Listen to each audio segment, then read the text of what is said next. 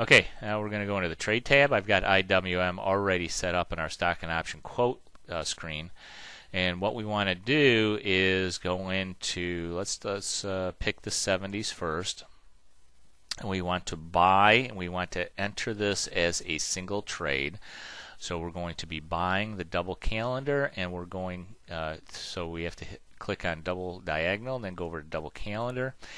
It's already set us up with the 70 calls. We want to select our puts. Let's go down to the 67 puts.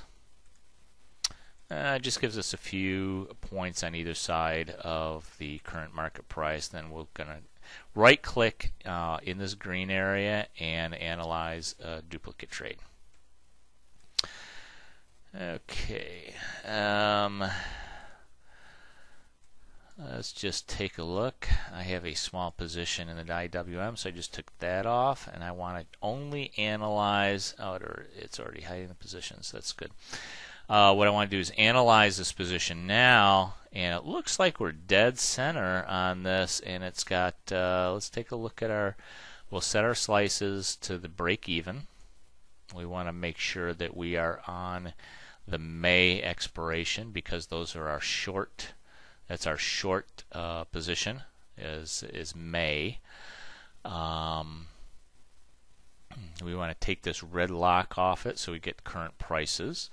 Our break even is around 64.71 on the downside, 73 on the upside. If we take a look at our profit chart again, 73 was resistance, 64 was support.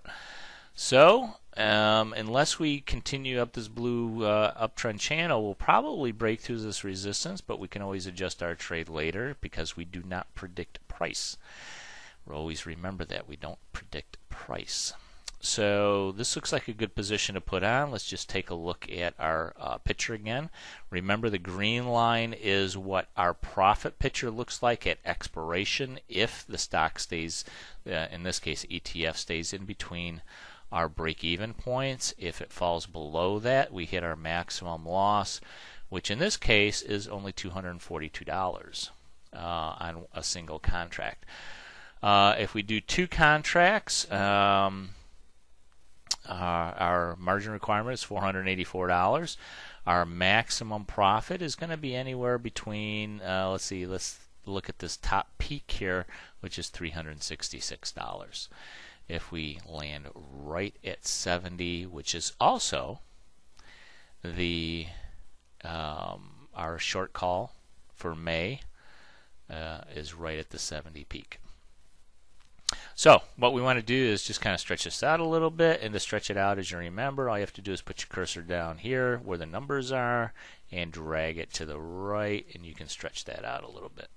Just get a better picture of where we are. And we're right dead center, so that looks really good. We don't have too much of a sag in our tent here. We don't want it sagging all the way down here because it doesn't give us enough really a nice profit area. And I like to see this middle section nice and wide and nice and tall for a double calendar. So that's it's not too bad. On two contracts, we've got a potential $340, $50, $60 in profit. We've got a $478 margin requirement, which is nothing, which is very, very good. Our profit target's going to be about 20% of our maximum profit gain, which is going to be about 20% times 370. It's going to be up around $120 or so, right around this area, right around in here.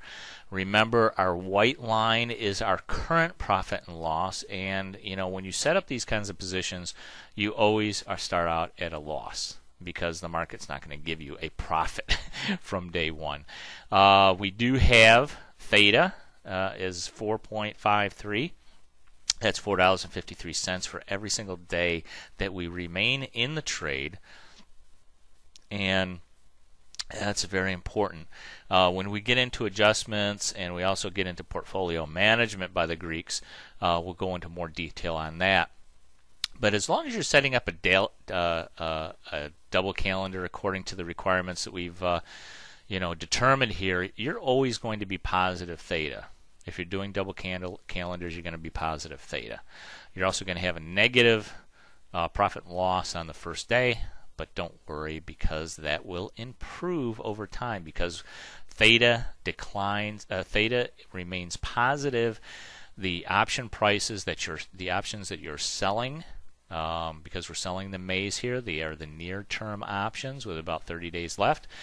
As the expiration date draws near, those will continue to decline in value. So this looks very good. It's right now it's $2.39, so we're going to go ahead and confirm and send this. Then we can get this off to the market. We should be able to get, I'm hoping we get our mid price on this because we really do have a, they're very, very tight bid and ask on these. So let's get this off. And our total cost here is $478. That is our margin requirement. $12 in commissions for a total cost of $490. So we're going to send that off. And they are working on that now. And that's pretty much all there is to it. All we have to do is kind of wait and see if we get our position filled. I'm hoping that we will. We like to always right click on these, take a look at the cancel replace. We're a little bit below the market right now. If we want to, if we want to get filled very, very quickly, we can always raise our price a little bit.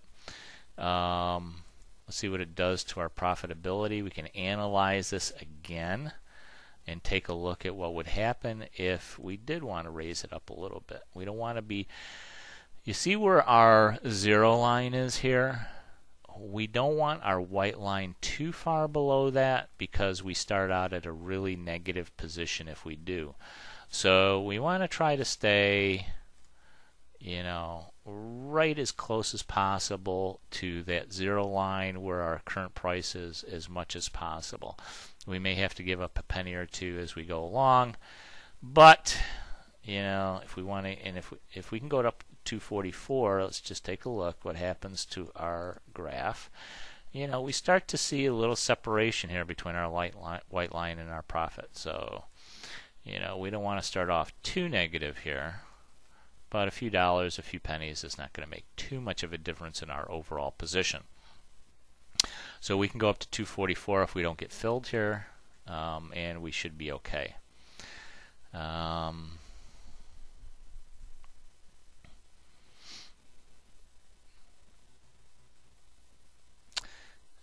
We got it in there for a couple of minutes, but it doesn't, this may not hit. So let's go up a few pennies. We'll go to 243 and see if we can get hit on that. Let's double check our graph. If we get a 243, that still looks pretty good. And we'll try that for a few minutes.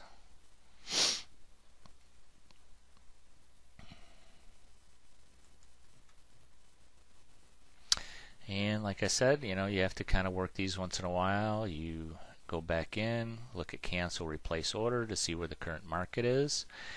And let's see if they want to give it to us. Sometimes it's very difficult to get filled if the market's moving around too much. Today it's pretty calm. It's only, the Dow Jones is only down about $5.